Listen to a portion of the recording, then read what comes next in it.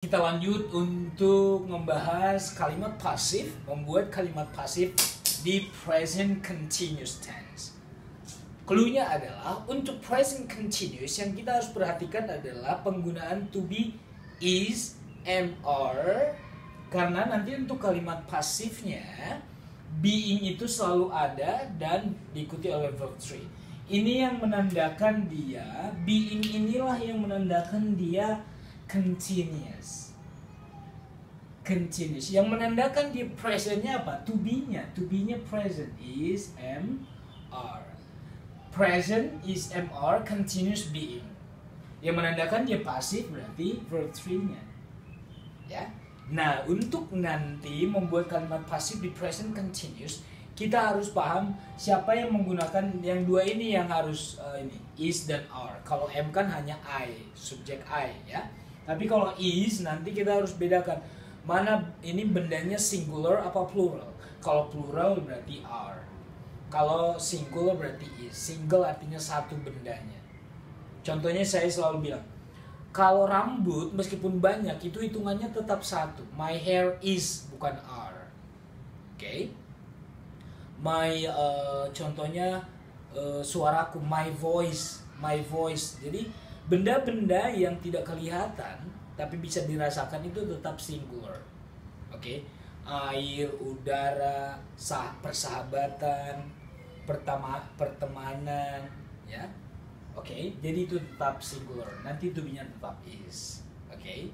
Jadi kita harus memahami yang mana yang pakai is, yang mana yang pakai are.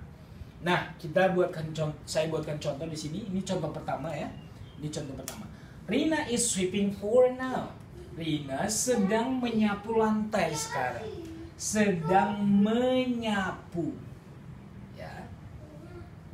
Menyapu. Berarti pasifnya nanti sedang disapu. Berarti apa yang sedang disapu berarti lantainya. Jadi kalau di sini sebagai objek, ini nanti dia di sini sebagai subjek.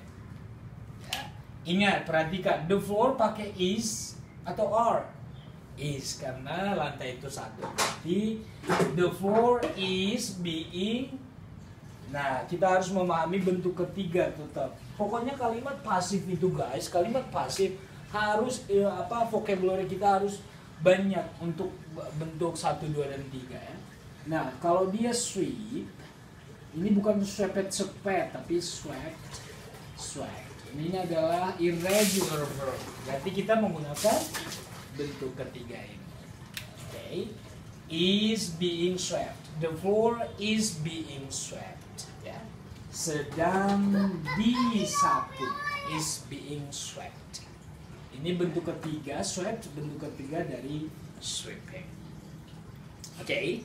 Saya tekankan terus untuk selalu menambah kosakata untuk yang irregular verb. Take, took, taken, speak, spoke, spoken, write, wrote, written, leave, left, meet, met. Kalau yang ed kan sudah gampang. Worked, studied, gitu ya. Karena yang sering muncul nanti di tes bahasa Inggris, karena itu agak susah mengingatnya. Yang sering dimunculkan nanti kata kerja yang irregular verb. Bring, brought. Bukan bring, bring it. Eat, eated. Oke. Ya. Oke, contoh kedua. My father is revising some mistakes on his paper now. Ayahku sedang memperbaiki beberapa kesalahan di makalahnya sekarang. Sedang memperbaiki. Apa yang sedang diperbaiki berarti some mistakes. Karena di sini sebagai objek dia some mistakes, ini nanti sebagai subjek di sini. Di sini sebagai objek, ingat selalu pergantiannya. Ya, karena di sini sedang memperbaiki. Berarti di sini sedang diperbaiki. Apa yang sedang diperbaiki?